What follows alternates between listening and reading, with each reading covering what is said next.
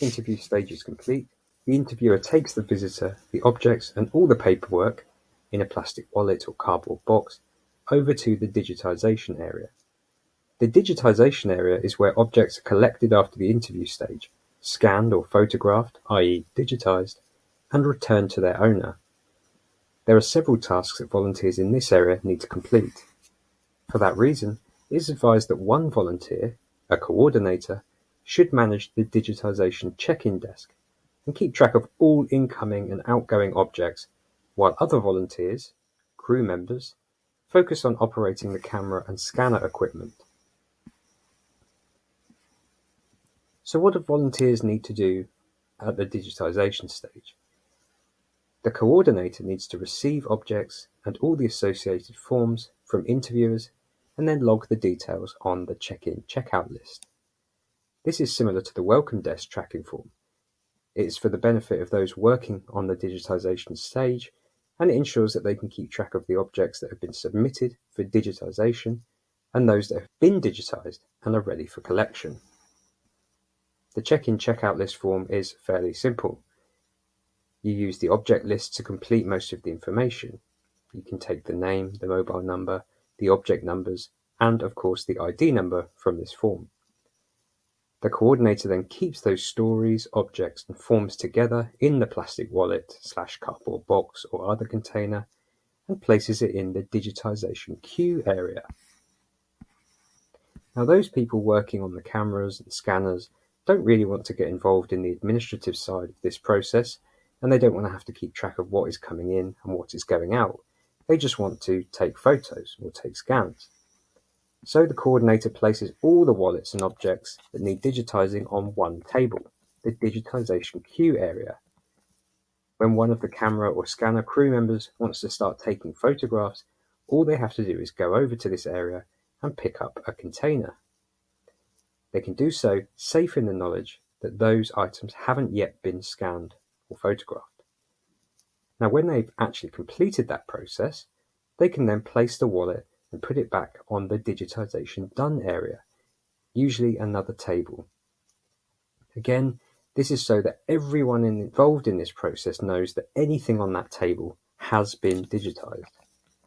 The coordinator then takes the wallets from the done area, fills out the relevant details on their form, and places it on the returns desk from where visitors can collect their items. Now, this is a very simple system that has worked well for many, many years, but it does need to be coordinated by someone on the check-in desk.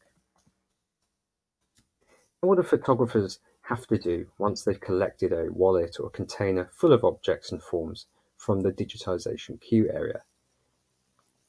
First, they have to take a photograph of the object with the associated raffle ticket. Now, this is crucial. When we want to upload the story to the online archive after the event, this lets us know which items go with which stories.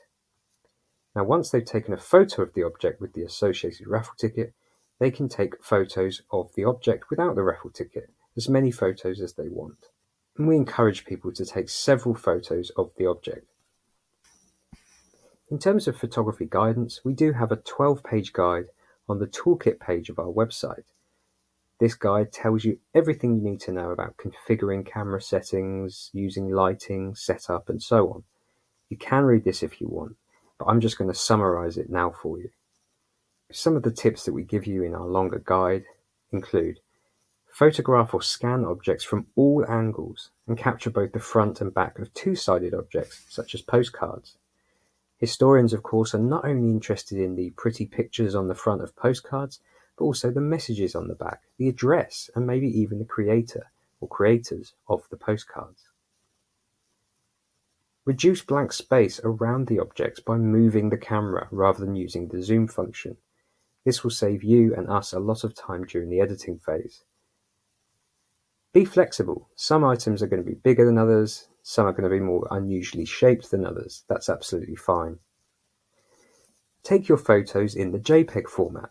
Now, most cameras will be set up to do this, so you probably don't have to worry about it. But if you are really keen on knowing about the specifics and specifications and resolutions that we require, or at least ask for, then this might make sense to you. Picture format, JPEG, high quality 2 megapixels and a maximum of 5 megapixels, 1600 pixels on the longest side, and a resolution of 300 ppi. If you don't have advanced camera equipment, such as standalone lights and things like that, just try to use as much natural light as possible. And be constantly aware of shadows. We do recommend that you avoid using a flash because this tends to produce glare and shadows. Now, photographers do need to fill out some information on the objects list form once they've taken photographs. They can just put their name or initials on the objects list. They can put their station number if applicable, and they can also log when they took the photographs. Again, this is just to help us further down the line when it comes to uploading the images.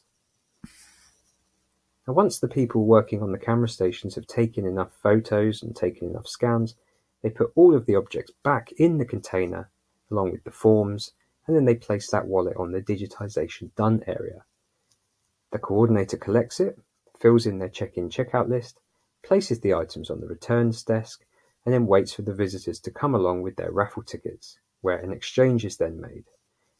This is a bit like a cloakroom system at a library or a live venue, where you might drop your coat or bag in. You get a ticket or a card of some kind with a number on. The person that took your coat or bag also has a system in place with the same number, so that later on, when there's an exchange, there's a unique identifier that links the two. I should say that many of the objects that you're going to be handling during collection days are more valuable than your coat or bag, at least sentimentally. So you should ensure that the objects that are kept in this area are kept safe and away from public access. There should always be someone monitoring this area as well. And please, if you are organising a collection day, try not to let all the volunteers in the digitisation area go on lunch at the same time.